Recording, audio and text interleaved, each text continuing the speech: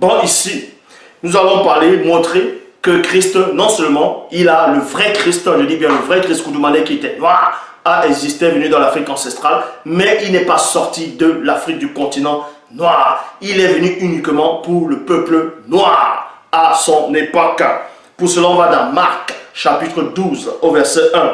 Bible en français courant, il dit: puis Christ se mit à leur parler en utilisant des paraboles. 2 points. Donc, à une époque très reculée, dans l'Afrique ancestrale, Christ a commencé à avoir la conversation, il a commencé à parler, à s'exprimer sur des choses, sur des mystères de sa vie, sur les mystères de, on va dire, de sa mission. Est-ce que vous comprenez? Donc, ici, là, il les a parlé en parabole, il a codé cela, son langage. Mais néanmoins, il a parlé en parabole sous forme d'image. Je dis bien sous forme d'image, c'est une sorte de comparaison en fonction de leur état de conscience des gens qui étaient en face de lui. Donc, dans Marc, chapitre 12, au verset 1, Bible en français courant, puis Christ se mit à leur parler en utilisant des paraboles. Il y a 2 points ici. Un homme planta une vigne, point virgule. Il entoura d'un mur, creusa la roche pour le pressoir à raisin et bâtit une tour de garde. Point. Ensuite, virgule, il loua la vigne à des ouvriers vignerons et partit en voyage. Donc, dans cette parabole-ci, beaucoup de personnes vont comprendre, comme par ici d'un propriétaire qui avait une vigne, il a planté une vigne, et dont il allait en voyage. Il a néanmoins, on va dire néanmoins, laissé cette vigne-là à la main de beaucoup de personnes pour déjà s'occuper de ça. Et comme ça, quand la saison va arriver, le moment où ça va mûrir, il va revenir pour que ces hommes-là puissent lui donner les fruits de sa vigne, c'est-à-dire les raisins de sa vigne. Bon, maintenant, nous savons qu'il est dit dans Nombre 23, 19 que Dieu, en tout cas l'homme n'est point un homme, ni fils d'homme. Dans d'autres versions, on dit qu'il n'est pas un humain. Donc, ici, selon les biblistes, ils vont dire que Christ parlait ici de Dieu, ici là.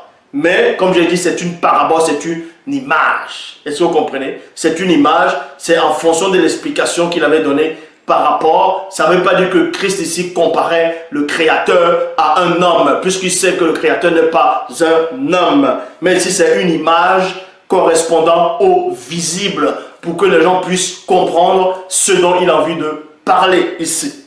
Dans Marc, chapitre 12, au verset 2 à 3, il est dit, Bible parole de vie. Au moment de la récolte, virgule, il envoie un serviteur vers les vignerons pour aller chercher son raisin. Il y a point. Mais les vignerons prennent le serviteur et le frappaient et le renvoient sans rien lui donner. Le chef, celui qui a la vigne, a envoyé un serviteur. Un serviteur ici va représenter un Torpedamundi, c'est-à-dire un prophète, un homme de Loba, dont il envoie vers le peuple. Est-ce que vous comprenez? Selon l'explication biblique ici.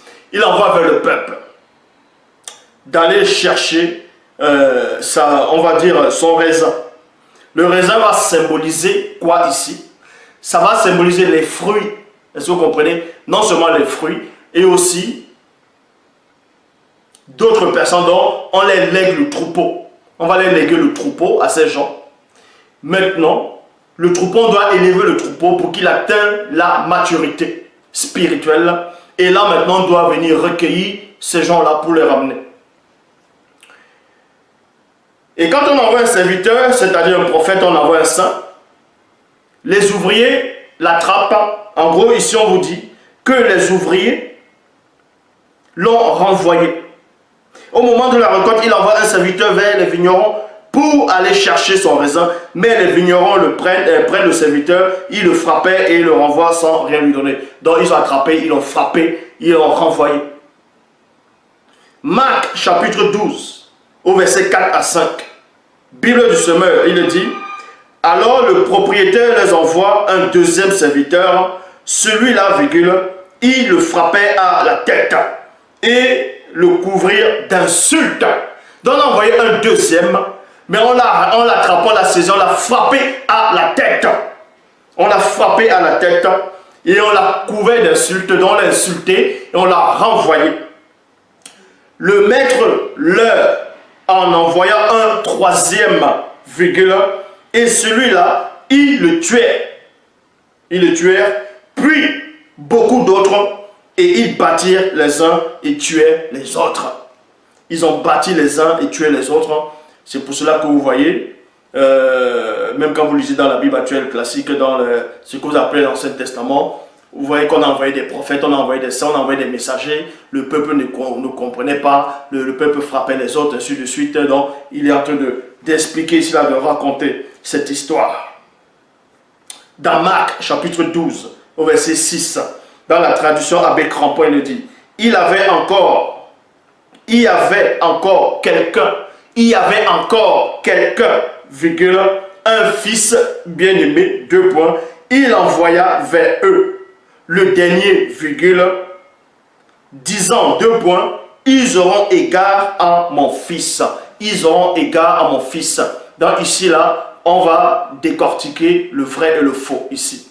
Donc, parce que dans cette version, dans ce passage, on va essayer de vous expliquer qu'il a envoyé son fils unique. Or, nous savons qu'il n'y a pas le fils unique. Il y a le fils premier-né, il y a le deuxième-né, ainsi, voilà. Donc, néanmoins, il envoie le premier-né, donc il envoie le fils. Il dit, au moins lui, ils auront égard à sa personne. Comment les vignerons vont savoir que lui, c'est le fils qui arrive? Comment ils vont savoir que c'est le fils qui est là, qui est en train de... C'est-à-dire que voici l'héritier, on va dire cela, selon la version classique actuelle. Comment ils seront? Est-ce que sur son front, ça va être marqué que c'est lui qui est l'héritier? Est-ce qu'il va porter les habits comme un héritier, les habits d'héritier? Non. Vu que quand vous lisez dans Philippiens 2:5 à 9, il est dit, ayant envoyé les sentiments qui étaient en Dieu, qui savaient lequel existait en condition divine, n'a point regardé comme il peut arracher d'être égal à la divinité, mais s'est dépouillé lui-même, en prenant une forme de serviteur, en devenant semblable aux hommes, ayant parlé comme un simple homme, et s'est humilié lui-même. Donc il vient en tant qu'homme simple parmi le peuple.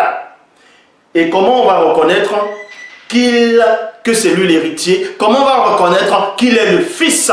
Par les actes qu'il va accomplir, par les paroles, par les prodiges, par sa nature, par ce qu'il va faire.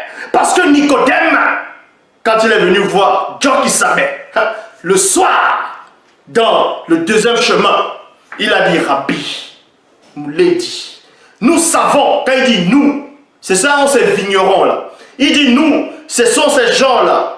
Il dit nous, le Sanhedrion, qui est le tribunal religieux, mais dans les sociétés secrètes, ils savaient que voilà le Fils, car nous savons que personne ne peut faire ces choses si ce n'est l'Oba qui est avec lui. Néanmoins, ils ont su, parce que les prophètes ont prophétisé sur ce fils-là qui devait venir, en gros sur l'un des fils, ils ont prophétisé, j'avais déjà démontré aussi. Il y a 2 fils. Mais néanmoins, le premier devait d'abord se manifester dans le visible. Donc, en venant, on vous dit que le propriétaire, le fils, le père du fils dit, au moins celui-là, ils vont le reconnaître, ils sauront que c'est le fils, et ils ne vont pas faire n'importe quoi, ils vont forcément l'obéir. Ceci, on vous montre par cette parabole que le Christ est en train de dire que l'Oba, que le Créateur, ne l'a pas envoyé pour qu'il meure. Est-ce que vous comprenez? On ne l'a pas envoyé pour se sacrifier, pour qu'il verse le sang et pour sauver l'humanité. Ça n'a rien à voir avec Jean 3:11. Plutôt dans Jean 3:16, nous disons Dieu a tant aimé le monde qu'il a donné son Fils unique, afin que quiconque croit en lui ne périsse point, mais qu'il a vie éternelle. Ça, c'est faux. Or, dans la parabole ici, dans Marc 12, Christ explique clairement que on l'a envoyé en tant que fils pour récupérer les raisins. Et la condition maintenant, c'est quoi? Celui qui l'envoie dit, au moins quand ils le verront, ils ne vont pas le toucher. Est-ce que vous comprenez? Est-ce que vous comprenez? Donc ils ne vont pas le frapper, ils ne vont pas le tuer comme on a tué les autres serviteurs qu'on a envoyés avant le Fils, dans le visible. Parce que c'est le Fils, ils vont reconnaître que c'est le Fils dont ils auront le respect pour lui, ils auront le respect pour son statut, ils auront le respect pour sa fonction. Déjà, Christ montre par là que Dieu ne l'a pas envoyé, en tout cas Loba ne l'a pas envoyé pour qu'il meure.